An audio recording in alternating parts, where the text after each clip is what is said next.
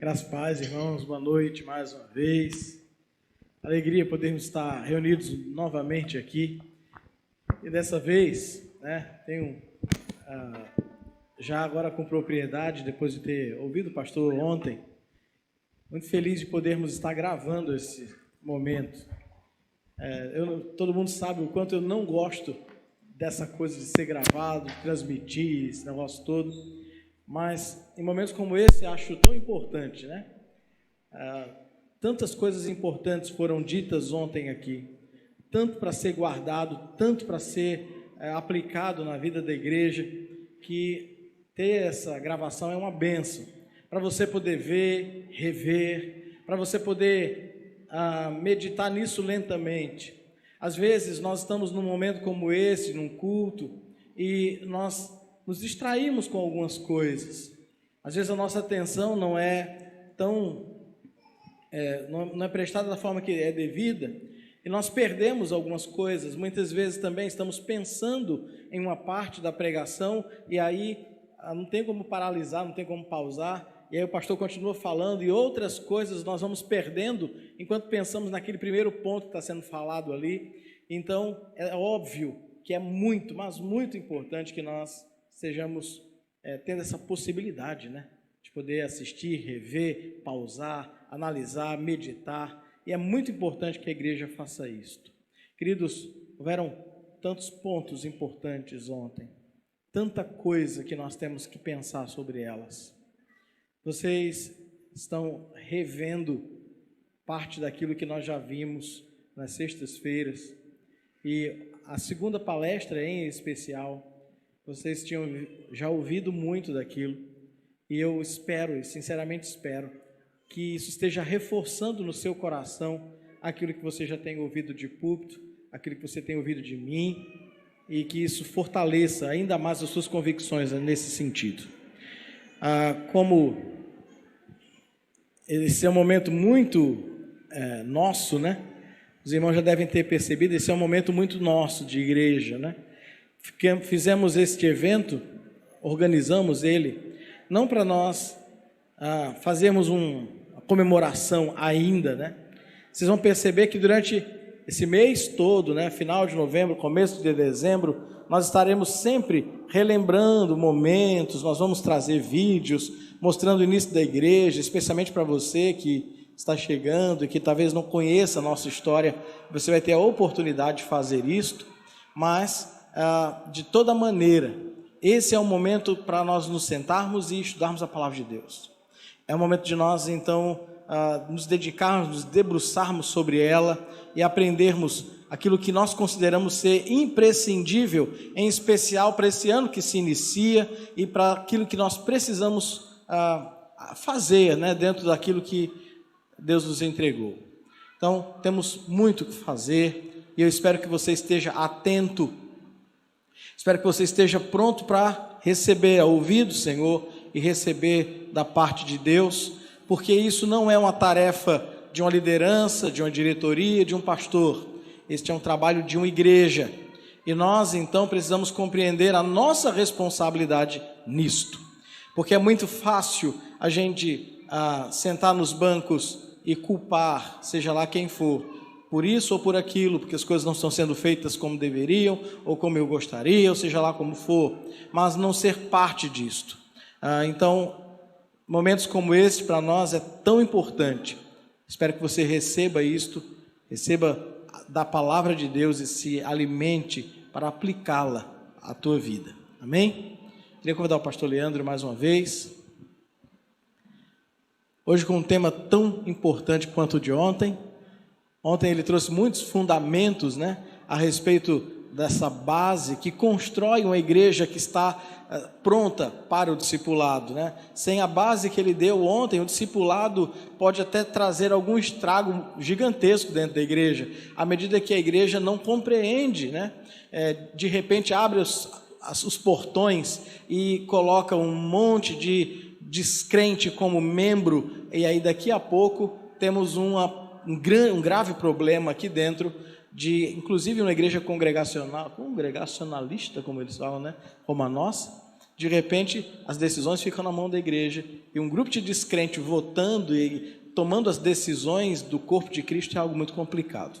Então, eu espero que nós estejamos sendo, compreendendo todo o passo a passo que está sendo dado, a base, o fundamento que o Leandro trouxe ontem, para que nós possamos então compreender a partir disto o que ele vai explanar a partir de hoje. Amém? Vamos orar mais uma vez pelo pastor, orar pelos irmãos, pela igreja.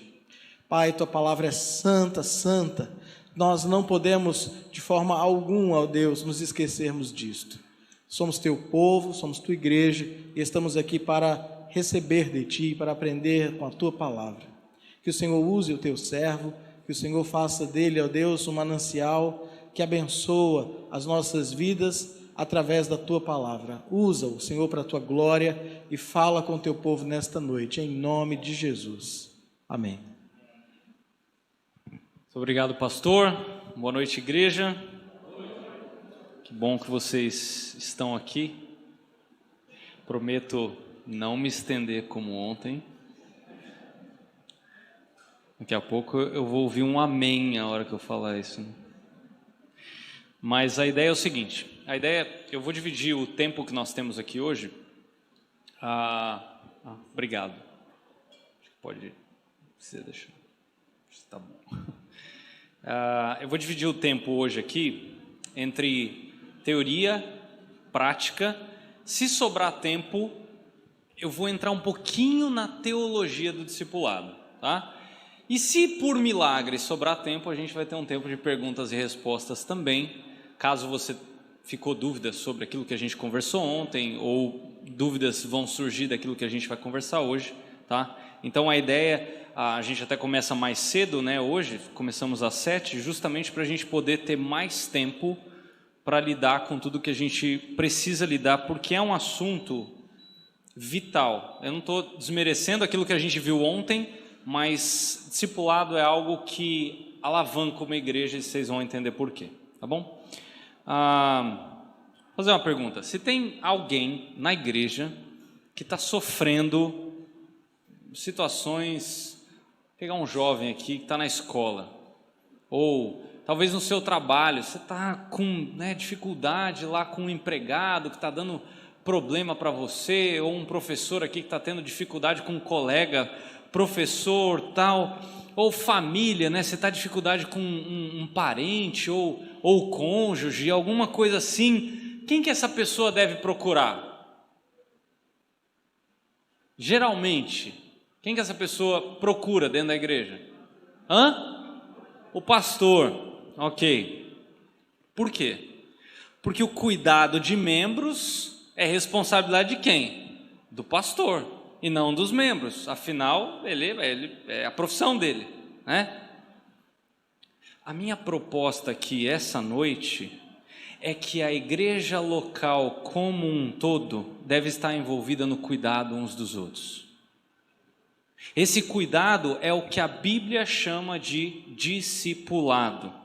Então, nesses 2 momentos que a gente vai ter aqui, eu quero conversar com vocês sobre discipulado 1 a 1, tá? Pautado pela palavra de Deus. De novo, se você quiser depois conversar comigo, perguntar, você tem aí os meus contatos, tá bom? Mas eu quero entrar com vocês aí nesse objetivo que eu já falei, pode colocar aí o slide número 1, que é justamente essa ideia, que é entender como é que a igreja local, como um corpo, como nós falamos ontem, ela cuida de si. Não é uma responsabilidade apenas do ombro dos presbíteros da igreja, mas sim da igreja como um todo. Então vamos lá, a primeira coisa que eu quero ver com vocês, se você estiver anotando, eu quero incentivar você a anotar. Eu vou colocar alguns pontos aí, e aí você anota aquilo que você puder, aquilo que ficar mais claro para você. A primeira coisa que eu quero ver com vocês é, qual o conceito bíblico do discipulado? Será que isso é uma invenção humana? Vamos ver. Existem muitas pessoas que eu já vi falando sobre esse assunto. Muitos livros que falam sobre esse assunto. Eu já vi muita coisa boa e muita coisa distante daquilo que a Bíblia fala sobre discipulado. E a primeira coisa que eu quero deixar muito claro sobre esse assunto é que discipulado não é uma relação de um mestre e um aprendiz, de um professor que ensina e de um aluno que aprende, mas sim uma relação entre dois cristãos. É uma via de mão dupla e não uma via de mão única. Geralmente, sim, vai ter uma pessoa que é mais madura, uma pessoa que conhece mais sobre as Escrituras, talvez já tenha vivido mais, talvez já tenha seus cabelos brancos, mas isso não significa que discipulado é uma via de mão só, é uma via de mão e contramão, vai e volta, ambos se afiam. É a ideia de Provérbios.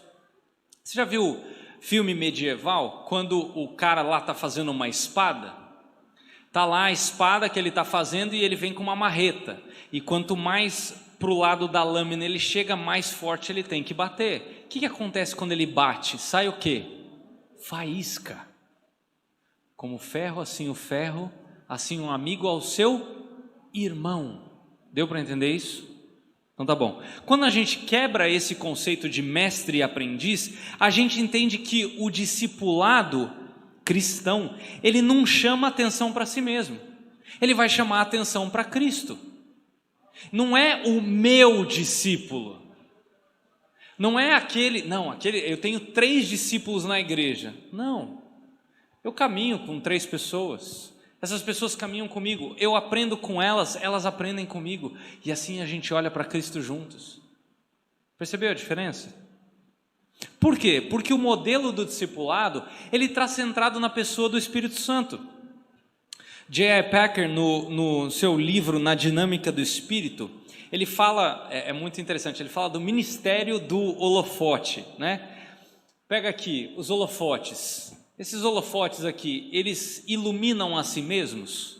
Não, eles jogam luz em outro lugar, mas eles estão apagados. Você pode perceber que não tem luz neles. O Espírito Santo, ele faz a mesma coisa, ele produz, ele participa do ministério do holofote. Por quê? Ele ilumina quem tem que aparecer. Repara que na Bíblia, o Espírito Santo não traz luz para si mesmo, mas ele traz luz para quem? Jesus Cristo. Porque é Jesus que tem que aparecer. Quando alguém procura o Espírito Santo, a ideia é, não olha para mim, olha para Cristo. Não sou eu quem você tem que procurar, você tem que procurar Jesus, olha para Ele, é Ele que você tem que conhecer e é Ele que você tem que imitar. A missão do Espírito Santo é apontar para Cristo, é falar de Jesus, é falar com que Jesus seja visto, com que Jesus seja compreendido, porque se Jesus for visto, compreendido, as pessoas vão ter a quem imitar. Uma vez que esse conceito ele é quebrado, a gente tem que entender que discipulado, ele é um conceito puramente bíblico, ele não é um termo inventado.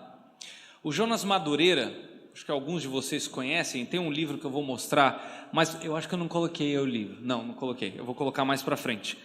Ele no seu livro Custo do Discipulado, ele explica que existem 2 palavras no alemão para explicar o que é discipulado. Por que no alemão? Quando Lutero estava traduzindo a Bíblia para o alemão, que era uma das línguas mais faladas na época da Reforma, ele usou 2 palavras diferentes para falar de discipulado.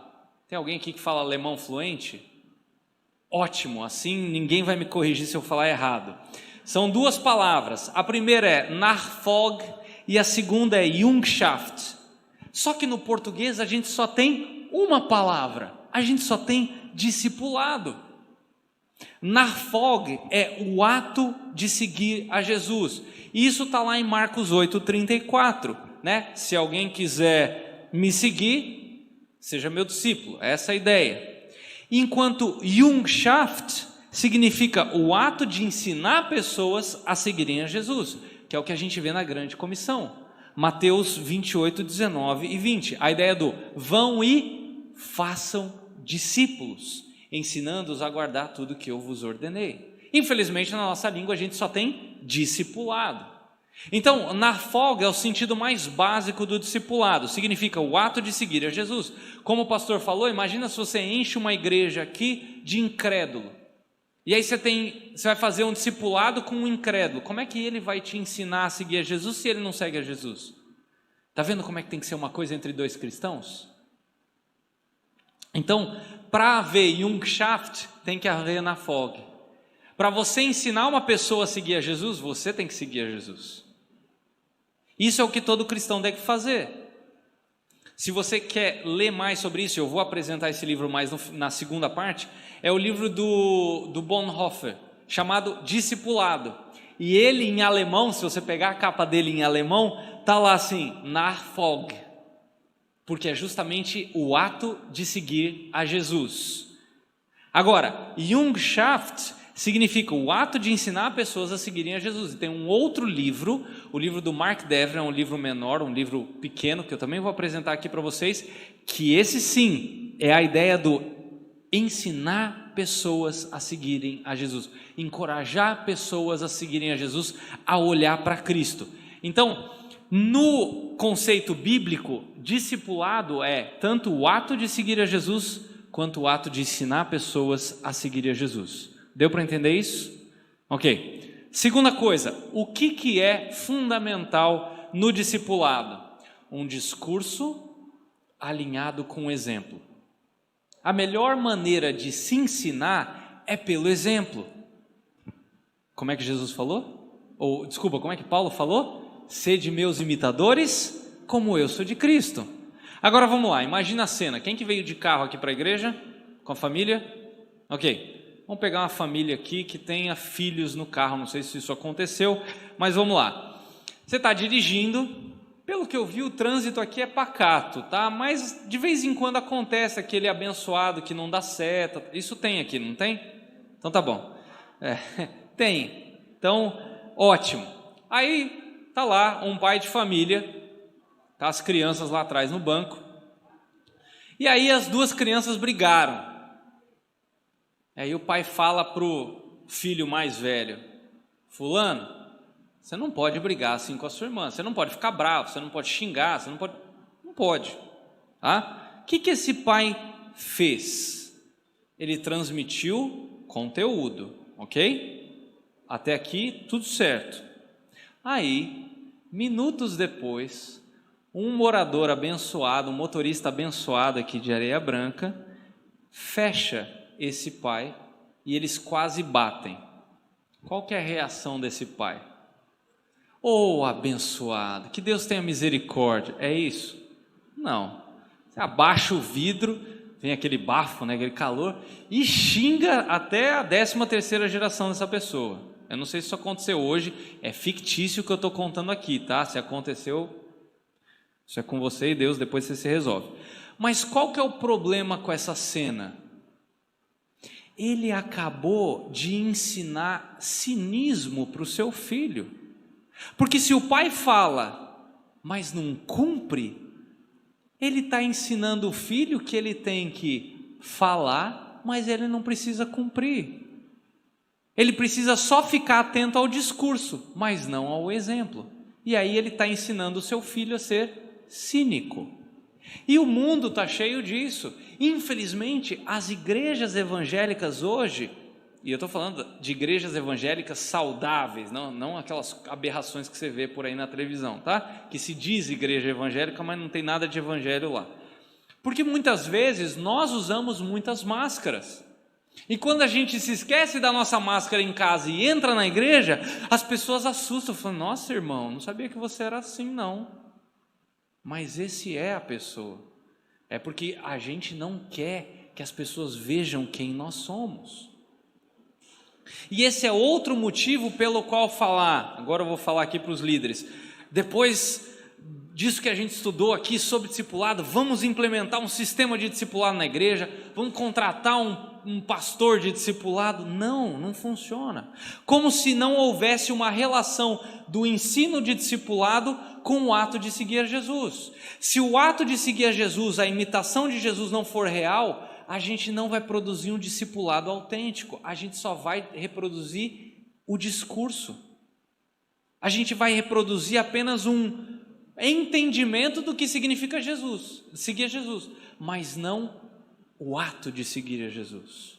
A imitação, ela é fundamental. Talvez os mais velhos vão se lembrar aqui daquela época que a televisão passava aquelas pegadinhas, lembra disso?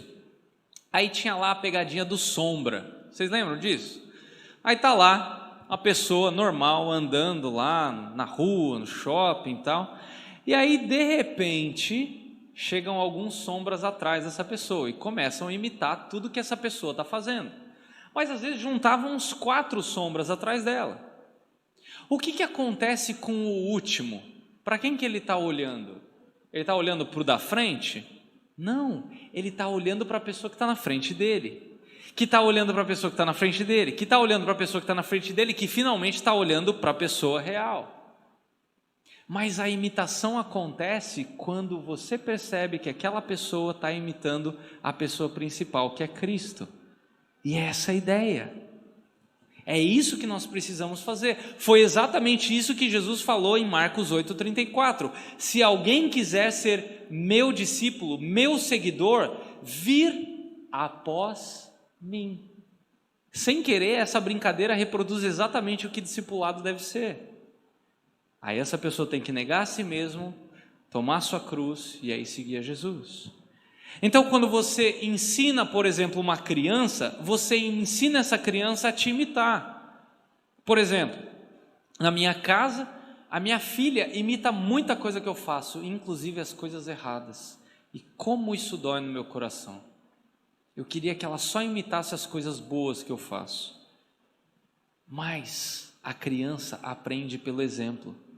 Assim como o adulto aprende pelo exemplo. Você pode olhar, tem algum professor de filosofia aqui? Qualquer manual de filosofia, desde Platão, vai dizer que se ensina pela imitação, ou sem imitação não há conhecimento. Para os músicos aqui, vai ensinar uma criança, por exemplo, a tocar um violão, o que você faz? Dá um dó aí? Não. Você pega o violão e faz um dó. Aí a criança olha para sua mão, vê em cada corda tá, esse dedo está na segunda corda, esse dedo aqui está na terceira, esse está na quinta. Ah, tá, entendi. Aí ele faz igual. É por imitação.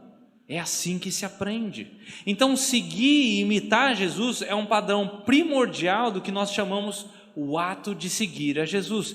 Isso deve ser base, isso deve ser o ponto de partida. Você não pode ensinar alguém a seguir a Jesus se você primariamente não segue a Jesus. Terceira coisa, quem que deve discipular? Muitas vezes na nossa cabeça é o pastor, os presbíteros, os diáconos, eles que têm que discipular. Não. Quem discipula é todo o cristão. Todo mundo que já nasceu de novo, que tem certeza da sua salvação, que você tem certeza de que você foi salvo do império das trevas, você deve, não é uma opção, você deve discipular. Nós devemos nos empenhar para ser uma igreja que discipula uns aos outros. Fazer discípulos é uma das funções mais fundamentais de uma igreja. É isso que a famosa grande comissão, que é tida lá em Mateus 28, vai nos ensinar. E é na igreja que nós devemos ver o discipulado frutificando e crescendo, até porque crente que não cresce espiritualmente é algo reprovável diante do Senhor.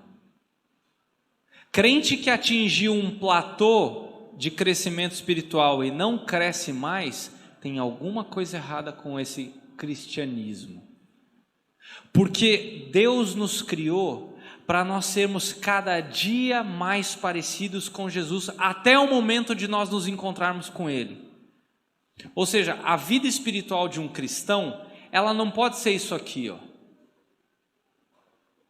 A vida cristã, um gráfico assim.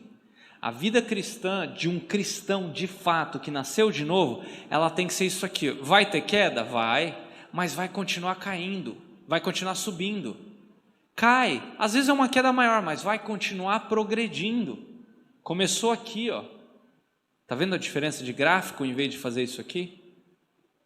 Essa é a vida cristã. Vai ter quedas, vai ter lutas, vai ter momentos de dificuldade, mas você vai continuar progredindo na fé. E eu quero defender a ideia de que é dentro do contexto da igreja local que o discipulado deve acontecer. Agora, de onde que eu, Leandro, estou tirando essa ideia? Será que é da minha cabeça? Não. Eu quero ver alguns textos com vocês. Abram a sua Bíblia aí. Pode colocar. Esses textos são um tanto famosos, mas a gente não para pensar numa expressão que tem dentro deles. Abre aí João 13, versículos 34 e 35. Texto conhecido, tá? Presta atenção, aqui um pouquinho de português, os professores de português presentes vão me agradecer nesse momento. Presta atenção no tempo verbal aqui. Novo mandamento vos dou, que vos ameis o quê? Uns aos outros. Está vendo como o termo desigrejado não tem nada a ver com o cristianismo? Como é que você vai amar uns aos outros sozinho? Uns aos outros, assim como eu vos amei, que também vos ameis uns aos outros. E aí o versículo que eu usei ontem à noite, né? Nisto conhecerão que todos sois meus discípulos, se vocês tiverem amor uns aos outros. Romanos 12, 10, olha só.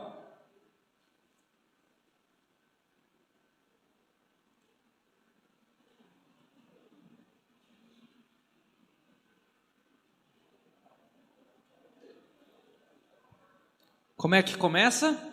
Amai-vos cordialmente uns aos outros com amor fraternal, preferindo-vos em honra uns aos outros. Olha o capítulo 13, versículo 8.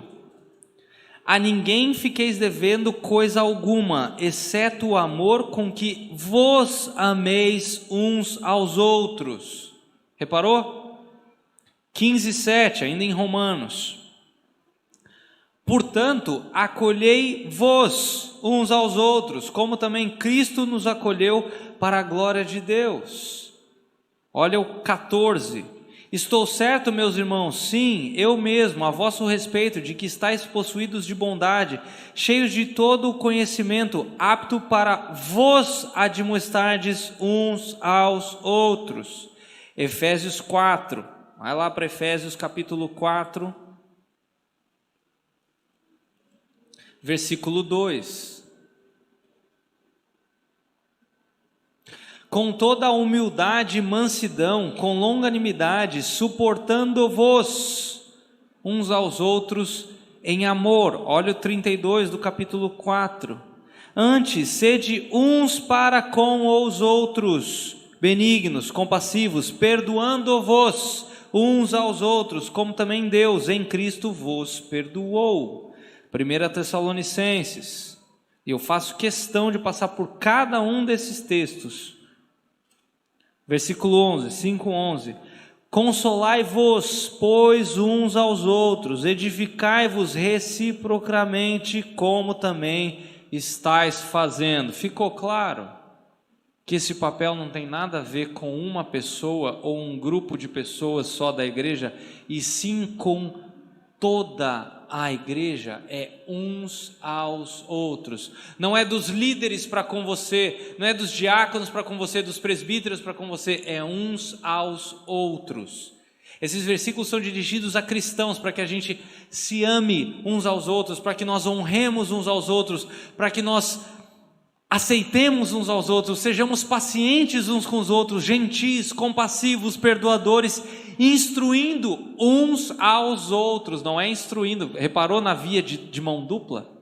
É uns aos outros. Os cristãos têm obrigação de cuidar uns dos outros. Percebe como é que aquela ideia que entrou dentro da igreja de cada um no seu quadrado é algo diabólico. Não, você cuida da sua vida e eu cuido da minha. Deus deu a vida para cada um cuidar da sua. Isso é do diabo. Se você entrou nessa igreja, faz parte dessa membresia, você assumiu um compromisso de que o seu irmão interfere na sua vida para a glória de Deus. Senão você não faz parte de um corpo. Você está sozinho. Se você é um cristão, se importa, você deve cuidar de outros cristãos e isso não é uma opção.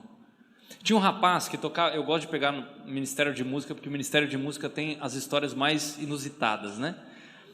Sei que aqui é diferente, vocês são quase que levitas, né? Mas toda igreja tem aquele serzinho que toca no Ministério de Música que dá problema. E tinha um rapaz que tocava no Ministério de Música de uma igreja que eu frequentei, e até entrar no grupo de música, né, ele tocava, né, ele ficava o culto todo, pilantra. Aí ele começou a tocar no grupo, e aí ele passou a ficar só até o final do momento de música. A hora que acabava o momento de música, ele picava a mula e ia embora. Ele não assistia a pregação. Só que aí, alguns membros da igreja começaram a perceber que o cara, ele ia embora no meio do culto. E aí o que esses irmãos fizeram? Eles começaram a abordar ele lá na saída. Ô irmão, tá tudo bem? Aconteceu alguma coisa que você está saindo? E o cara começou a ficar constrangido. E eles foram além. Por que você não almoça na minha casa? Deixa eu saber como é que você está. Vamos comigo depois do culto, a hora que acabar aqui a gente vai junto, eu te dou uma carona, tal. E aí ele começou a se envolver com pessoas de dentro da igreja, propriamente dito, e ele começou a ser discipulado. Anos depois ele soltou uma frase muito interessante, ele falou o seguinte: nessa igreja é quase impossível ser um cristão anônimo. E ele está completamente certo. Isso é uma igreja envolvida em discipulado, que se importa, e hoje ele é grato a Deus por esses irmãos que aparentemente parecem chatos, mas são irmãos que se importam com a vida de um filho de Deus. Qual que é o desejo de Deus para nós em relação ao nosso próximo? Que nós amemos o nosso próximo como Ele nos amou. O ato de ensinar pessoas a seguir a Jesus é um ato de amor ao próximo, por isso que todo cristão tem que estar envolvido nesse processo de discipulado. Quarta coisa, qual que é o conteúdo do discipulado? Você está falando, e aí? Bem simples, aquilo que a gente enfatizou muito ontem, o Evangelho. Simples assim. O discipulado vai refletir na pregação do Evangelho. Quer ver? Vai numa igreja onde existe essa cultura de discipulado, onde membros se encontram regularmente uns com os outros para incentivar uns aos outros ao discipulado. Aí converse com cristãos que são novos dessa igreja e peça para eles explicarem o Evangelho. A pessoa não vai gaguejar, vai ser algo natural. Eu participei de uma igreja assim, e eu fiquei abismado, porque eu tive uma formação teológica boa, sou muito grato a Deus por isso, estudei num bom seminário aqui no Brasil. Vocês conhecem, boa parte de vocês conhecem meu pai, pastor, me ensinou muita coisa desde pequeno, ele, minha mãe. Mas sempre que eu pegava um ônibus, ou hoje em dia, né, você pega Uber, você pega carona, você pega, sei lá, eu ficava assim, eu vou confessar os meus pecados aqui, tá?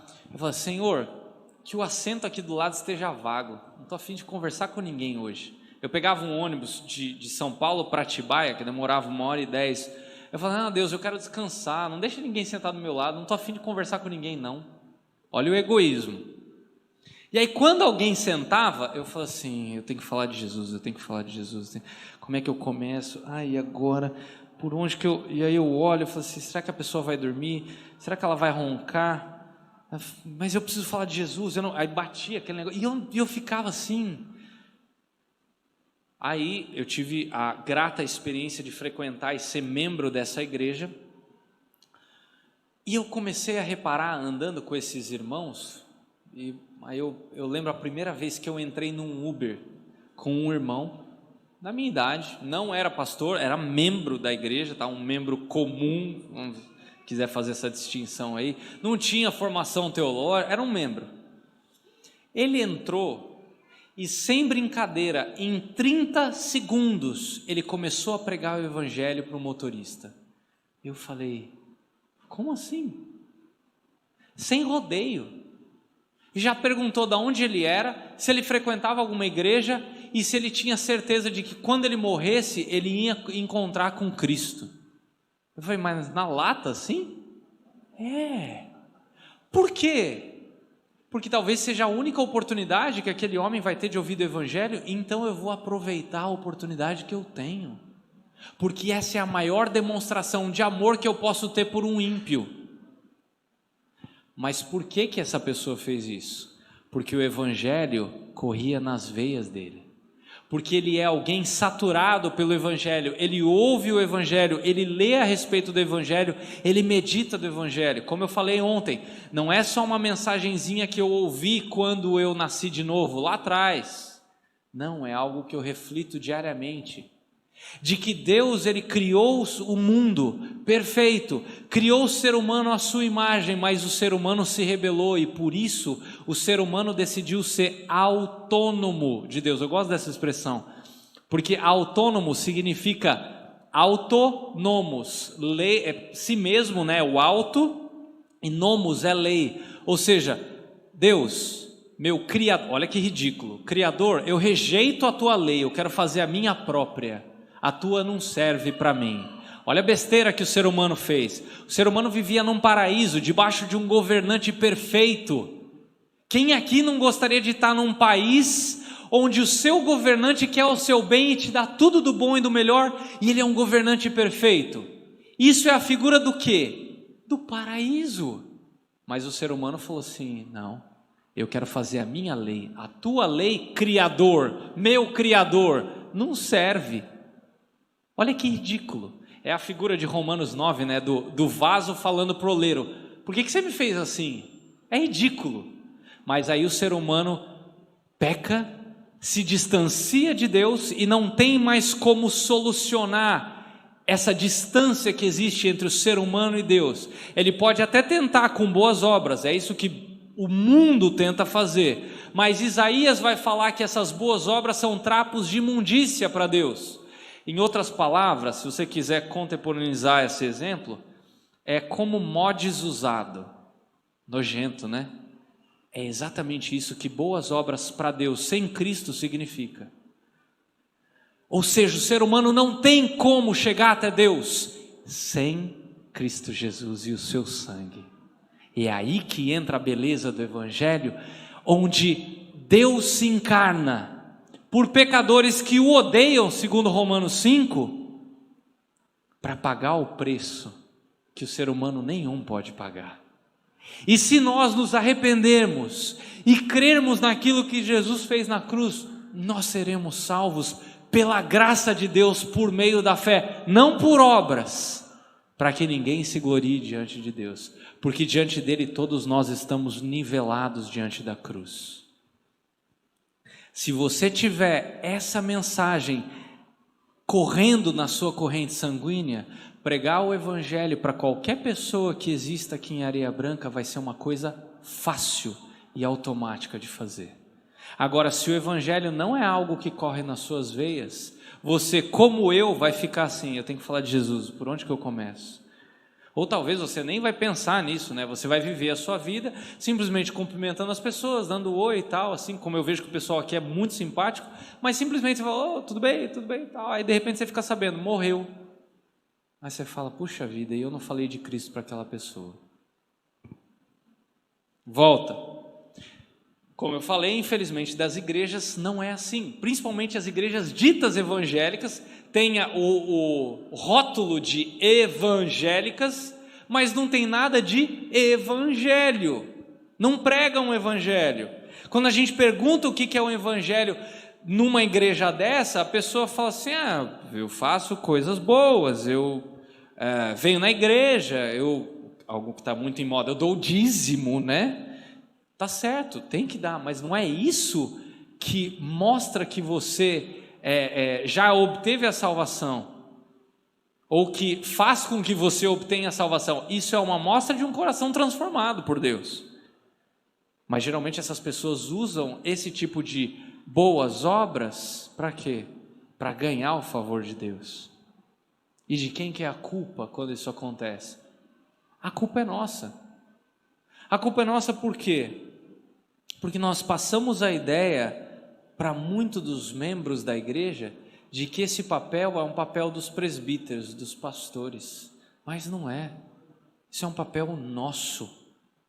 E pior, os membros das nossas igrejas não falam do evangelho uns com os outros.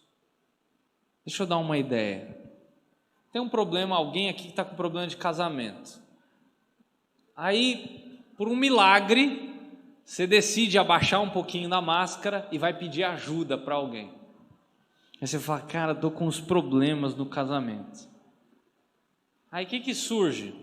Ô irmão, conheço um livro muito bom para isso. Você já está pensando: poxa vida, Editora Fiel, Quando Pecadores Dizem Sim, algum livro do Jaime Kemp?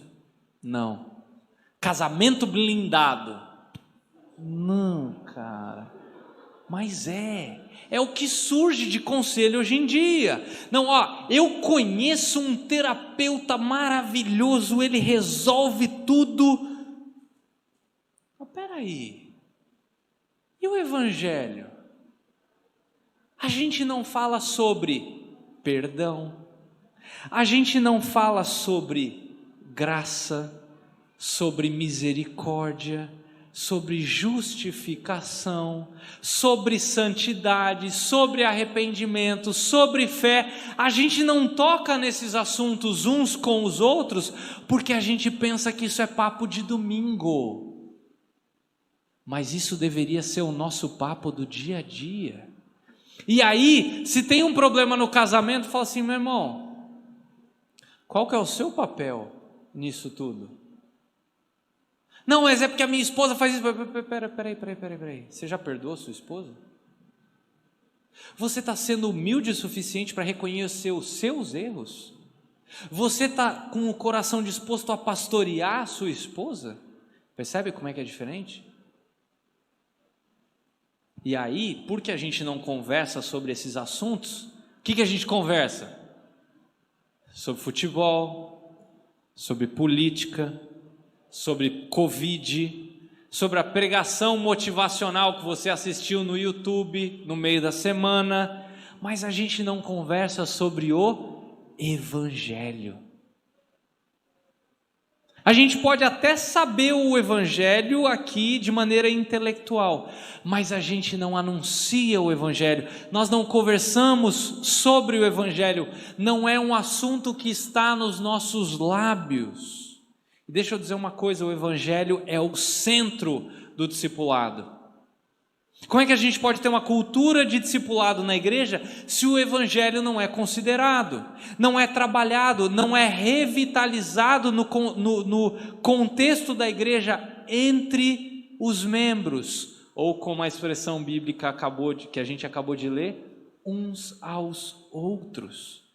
Me parece que só tem uma possibilidade de mudar esse quadro: pelo exemplo, pela pregação e a centralidade do evangelho, aquilo que a gente já vem conversando. E é esse movimento de pregar Jesus a todo tempo, dentro e fora da igreja, que vai fazer isso. Mas poxa, pastor Leandro, a gente prega o evangelho, será? Levanta a mão. Quantas pessoas aqui convivem regularmente com incrédulos na sua semana? Levanta a mão. Fica com a mão levantada, fica com a mão bem alto, fica com a mão levantada. Ok. Deus está vendo, hein?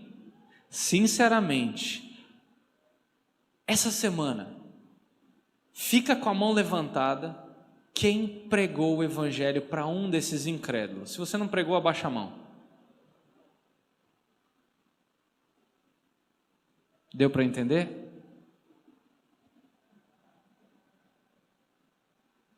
Se a gente falasse do Evangelho a todo momento, inclusive com os irmãos da igreja, pregar o Evangelho para um incrédulo seria algo natural. Você não precisaria ficar que nem eu ficava no ônibus assim, eu preciso pregar o Evangelho, como é que eu faço agora? O que essa pessoa vai pensar de mim? Se eu passava 20 mil coisas na minha cabeça. Não, você ia fazer como aquele meu irmão em Cristo que me ensinou isso. Ele simplesmente entrou no Uber e começou a pregar, porque é automático, porque o Evangelho está nos lábios dele a todo momento, porque ele circula na corrente sanguínea daquela pessoa. Outro motivo pelo qual o Evangelho ele não é muito familiar para nós, é porque a gente diminui o Evangelho. Como eu falei, e o Paul Washer é um pregador que enfatiza isso, a gente pensa que Evangelho é aquele negócio lá, que a gente ouviu lá atrás, quando a gente nasceu de novo, e a gente creu, e agora pronto, agora eu tenho que começar a estudar as coisas mais robustas da teologia, teologicamente mais complexas. Agora eu vou estudar teologia sistemática, eu vou estudar pneumatologia, escatologia, e o Evangelho não, o Evangelho é aquela matériazinha que eu já aprendi porque eu já nasci de novo. Gente, sem menosprezar todas as matérias da teologia sistemática, da teologia bíblica, mas todas elas estão contidas dentro do Evangelho. O Evangelho engloba todas elas. E é a nossa incapacidade de meditar diariamente no Evangelho e explorar o Evangelho das diferentes perspectivas do nosso dia a dia, nos nossos problemas, na escola, no trabalho, aqui na igreja, nos relacionamentos, no momento em que a gente está dirigindo, a hora que a gente está fazendo compra, que nos faz alheios à profundidade do Evangelho. Toda a pregação do Evangelho depende de olhar para Jesus a todo momento. E essa é a dieta do discipulado, o Evangelho. Quinta coisa, o discipulado é confrontação pelo Evangelho. Não existe discipulado sem obediência a Deus. Se Deus é santo e nós não somos, naturalmente vai haver confrontação o tempo todo. Eu gosto do livro de C.S. Lewis, não sei se eu coloquei aí, coloquei? Não, pode deixar lá. Não sei se você já leu, é um livro bem legal de ler, Cartas do Diabo ao Seu Aprendiz. Ele assim, ele está lá a figura de Satanás, e ele ensina o diabinho, né, o discípulo de Satanás, assim, você tem que ocupar a mente do cristão com tudo, menos com o Evangelho, porque se ele tirar os olhos do Evangelho, ele vai focar na zona de conforto dele, e aí automaticamente ele está preso a gente. Não tem nada mais aprisionante do que o conforto. E vale uma palavra de alerta, como a gente lidou hoje, os programas que existem dentro da igreja, as porcarias de coaching que existe hoje, esses livros estratégicos de crescimento de igreja, às vezes com títulos que parecem até livros bíblicos, né? Tá cheio, vende de monte. Vocês que lidam aí com impressão, vocês sabem do que eu estou falando. Se a gente ceder ao pragmatismo é fazer aquilo que dá certo aos olhos humanos, tá? A gente pode até encher um auditório, mas vai ser de pessoas descompromissadas em relação ao imitar Jesus. E isso, gente, até estádio de futebol lota. E aí vira uma bola de neve, porque aí é até possível que uma igreja se encha de incrédulos, mas não vai haver evangelho nesse meio. Agora, se a gente prega o evangelho sem refinamento nenhum, você não precisa ser teólogo para pregar o evangelho, mas se você pregar o evangelho que confronta o pecador e traz paz ao perdido, que é isso que o evangelho faz com quem já nasceu de novo. Cara, a gente fala, puxa vida, eu fui salvo do império das trevas, agora para o incrédulo fala assim, eu estou condenado. E sim, o evangelho causa isso, e deixe que cause. Como diria John MacArthur, o incrédulo passa a vida inteira afrontando a Deus, deixa que ele seja afrontado um pouquinho, não vai fazer mal não. Saiba que se você anunciar o evangelho na sua pureza para um incrédulo, o Espírito Santo vai usar a mensagem, seja para edificar a igreja ou para salvar o incrédulo.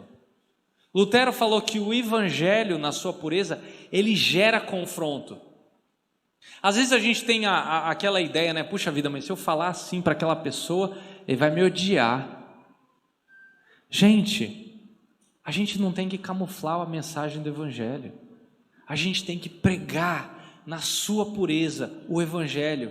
Deixa que essa pessoa se sinta desconfortável. Naturalmente o evangelho gera confrontação, porque o homem natural é inimigo de Deus, Romanos 5. Por isso que o maior interessado na ausência do discipulado na igreja é o inimigo na igreja, Satanás. E um dos grandes pilares de uma igreja biblicamente saudável está na capacidade de confrontar homens e mulheres na obediência de Jesus. E esse é o chamado ao discipulado, é obedecer a Jesus, ser mais parecido com Jesus. E eu não estou dizendo que o discipulado é só confrontação, tá? Ele também tem que trazer consolo. Vai haver momento que discipulado é chorar com os que choram. Como é que Jesus falou? O meu fardo é suave, o meu jugo é leve. Agora, lembre-se, Deus é santo e nós não somos. E isso tem que ser claro na nossa mente, porque sim, para sermos mais parecidos com Jesus, é que nem aquela figura de um escultor, né? Ele tem aquela pedra ou aquele pedaço bruto de madeira, ele tem uma marreta e uma talhadeira. Para fazer uma imagem bonita, uma escultura bonita, o que ele tem que fazer? Ele tem que dar marretada e tem que sair lasca daquele pedaço. Mas repare, quanto mais ele bate, mais ele tira a madeira, menos lasca vai ter que sair. Chegando no final, o que ele vai ter que fazer? Ele vai ter que dar uns retoques, até que aquela imagem vai estar formada. E aí ela vai estar pronta para se encontrar com o seu Criador. É exatamente isso que uma vida de santificação é. Agora deixa eu fazer um alerta para a gente poder encerrar esse tempo aqui, que é o 6º ponto. Discipulado leva tempo. A cultura do discipulado, como eu afirmei antes, ela leva tempo, às vezes anos, tá? Exige paciência, é um trabalho de formiguinha, não acontece da noite para o dia. Esses movimentos aí que vocês ouvem, eu não sei se vocês têm isso aqui na cidade, mas eu vi, por exemplo, que em Mossoró tem, né? De igreja explodindo, gente que consegue reunir muito rápido centenas, às vezes milhares de pessoas num templo, conseguem um crescimento assustador em semanas. Agora, a cultura do discipulado é um processo lento. Vamos relembrar aqui, com quantos Jesus começou? Quantas pessoas? 12. Abre aí em Lucas capítulo 6.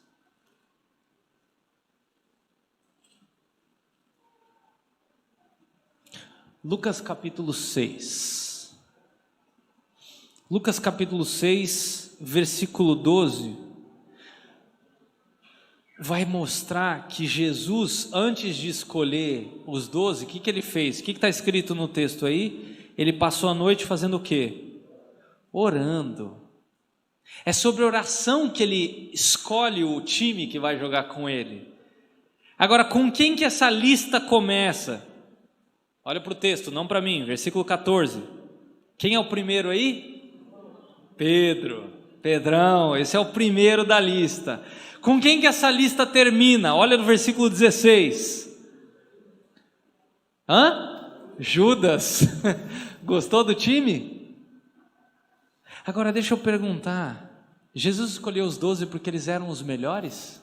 Porque eles eram os teologicamente mais preparados? Não, eles eram grosseiros, eles eram duvidosos, dissimulados. Jesus teve paciência com esses caras. Eu não consigo imaginar o que se passou nesses 3 anos aí de caminhada.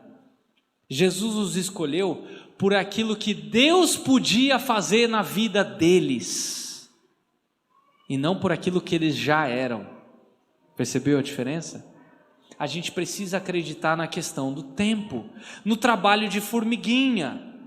É só olhar para Pedro, o primeiro da lista aqui. Gente do céu, o que Pedro fez? Pedro só fez besteira, enquanto ele estava do lado do Criador do universo. Você reparou isso? Está lá, a tempestade, Jesus chegando, é um fantasma. Não, é Jesus, gente. Mas já tinha a concepção de fantasma naquela época, interessante, né? E aí fala, se é tu mesmo, me chama para ir aí. Falei, tá bom, vem. E aí o primeiro episódio de um surfista, né? Pedro vai lá e começa a surfar no mar da Galileia. Pedro, olha para mim, foca aqui, olha para o seu Criador, para o seu Salvador.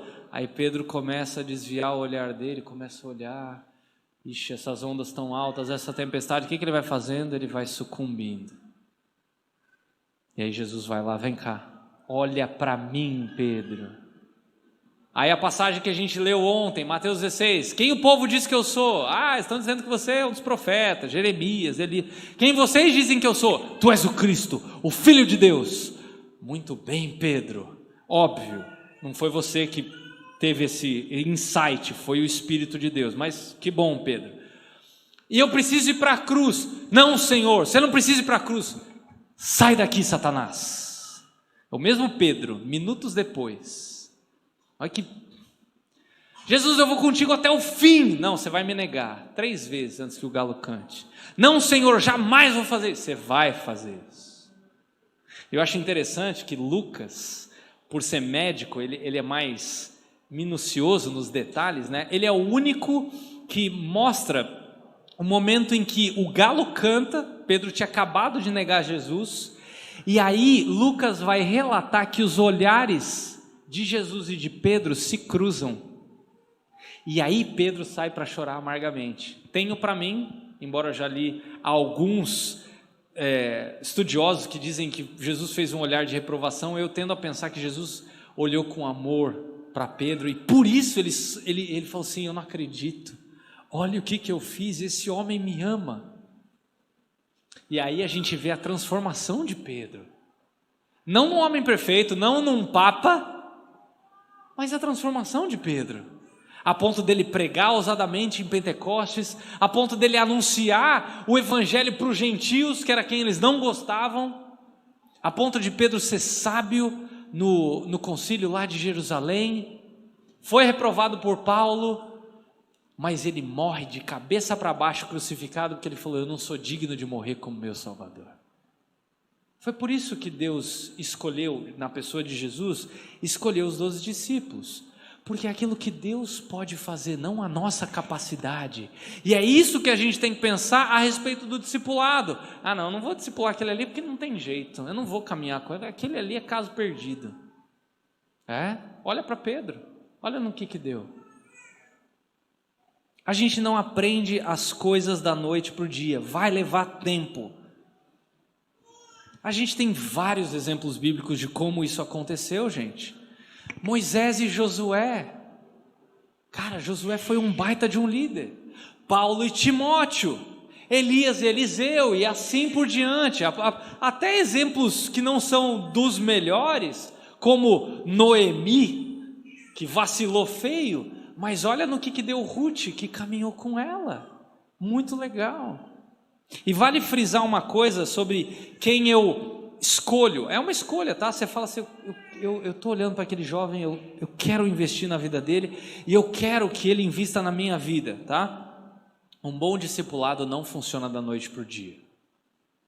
Infelizmente a gente procura, se quiser usar outra palavra, né, mentoria, ajuda, discipulado, quando geralmente a casa está caindo na nossa vida. A gente não procura quando as coisas estão bem, é a mesma coisa a Deus. A gente só procura Deus quando a coisa está horrível na nossa vida, a gente não procura quando as coisas estão bem.